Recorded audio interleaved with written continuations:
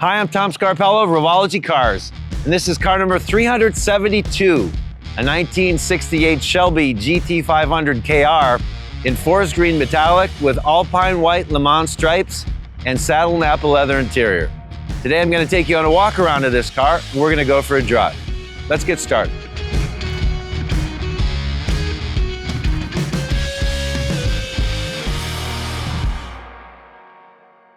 Okay, 1968 Shelby GT500KR, forest green, not an original color. This is actually a Porsche color. Looks similar to the Highland green that was available in 1968.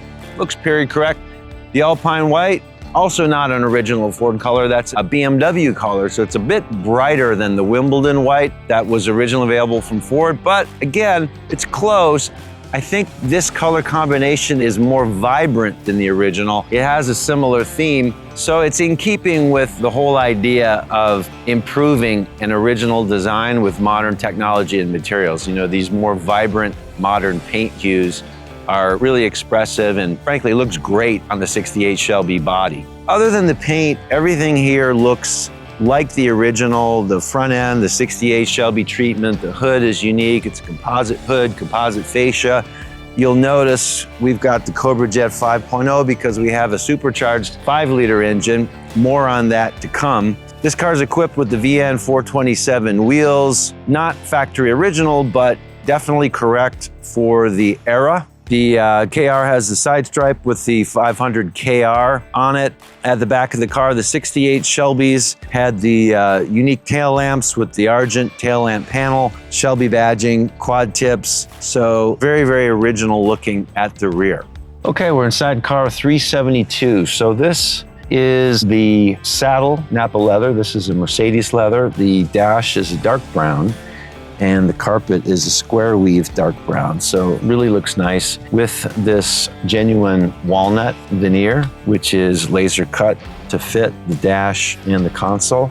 It's an automatic equipped car, so it has our unique T-handle shifter and has the walnut steering wheel, and the client elected to go with the Shelby snake on the horn button. Very nicely executed interior. There's something special about this car I'd like to share, so let's take a look under the hood.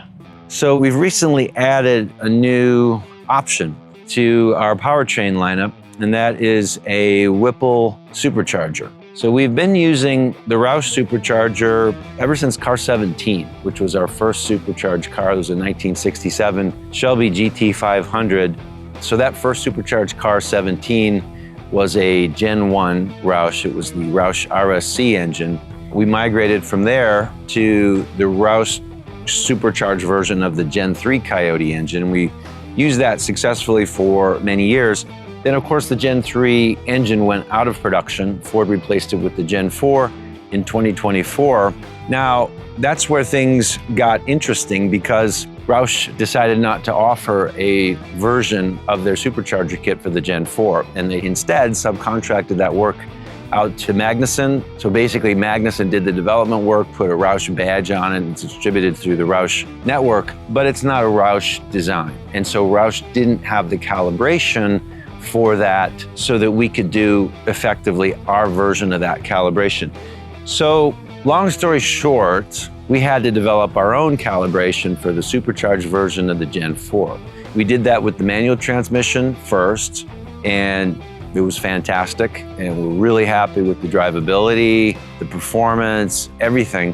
The automatic was a bit more challenging, and this is where the complexity of modern powertrains really becomes problematic when you're building low volume production, because you need access to these proprietary calibrations to be able to do that development work, and not all of it is available to the public, and specifically with regards to transmission calibration. So we were able to calibrate the manual transmission version because it didn't require transmission calibration. It was purely about the engine. But the 10R80, the automatic version, is a very sophisticated electronically controlled automatic, and it is part of the PCM, powertrain control module. It's all together, and it's all calibrated as a unit.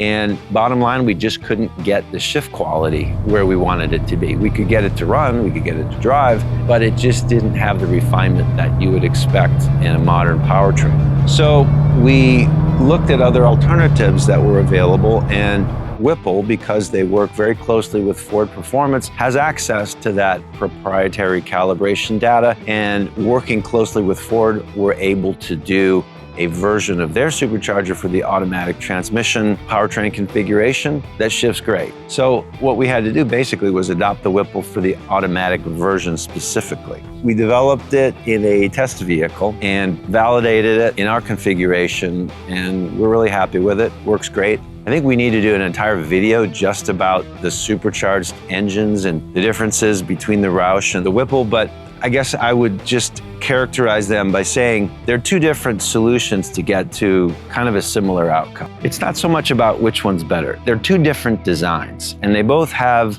their strengths and weaknesses. Roush is a roots type design. It's a blower. It's not a compressor. It actually just increases the volume of air. It pushes more air into the engine than atmospheric pressure can naturally draw in. Whereas the Whipple is a screw type blower. It's actually compressing like a rotary air compressor. The Roush, the roots type blower, blows more air into the engine. It does create heat, which is a negative. So there's more heat that has to be addressed. The advantages are, number one, the package takes up less space. Two, it's less costly to make, so it's generally more affordable. So there's some trade-offs there. The screw type is more efficient. It runs cooler, so there's less cooling that's required to produce the power. There's more upside potential. Because the charge is cooler, you can generally upgrade the power more easily. Now, in terms of the drivability, the roots type produces torque throughout the rev range. My personal opinion, I think it's more tractable, easier to manage. I think the torque comes on a little bit more smoothly, easier to modulate. I think it's easier to drive. It's more of an OEM feel. The Whipple, it's a little bit more peaky, maybe. It just feels like you're kind of poised on the edge of really explosive power, which is a feel a lot of people like. So that comes down to a matter of preference. On the dyno, both cars, the Whipple and the Roush, are like producing almost identical horsepower. Now, there may be some variances on atmospheric conditions on the day of the tests because we did the tests on different days, but generally pretty similar. And, you know, the feels, like I said, a little bit different. So if you're considering which one is right for you, I guess I would say, if you're happy with 750 horsepower, I would just stick with the Roush because, I mean, 750 in a car like this is a lot of power. If you think you might want to upgrade, you know, you want to go for 800, 850. I mean, there's more upside potential with the Whipple. So maybe that's the right route. But either one works really well. The Whipple equipped cars with the automatic transmission, they shift great. It's really nice. You can drive it every day. It's very comfortable. There really aren't any major downsides. These are just really subtle differences between the two.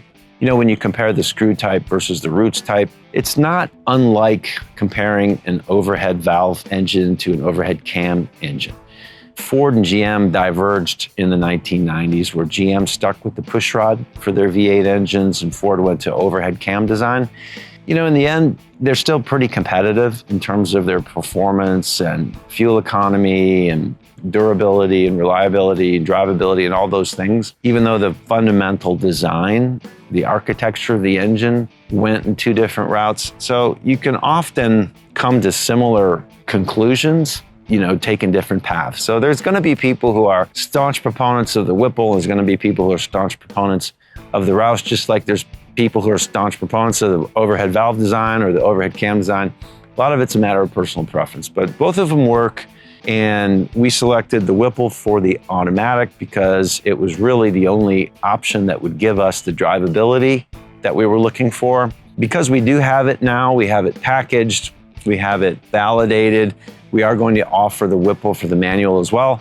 We will keep the Roush option, and that will be the standard supercharged option for the manual transmission because it just works great and puts out a lot of power. So that's the overview on supercharged engines from Revology.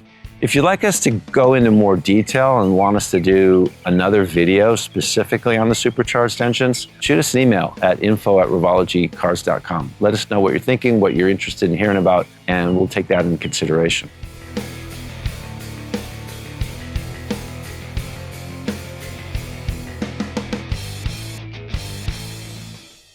of the interesting things about building Mustangs is that, at least in the United States, it seems everyone has a Mustang story. Ford's built well over 10 million of these cars over a 60-year period. And so Mustang is interwoven in the fabric of America, and it seems like everyone has had an experience or memory or something to do with Mustang. And the owner of this car is no different.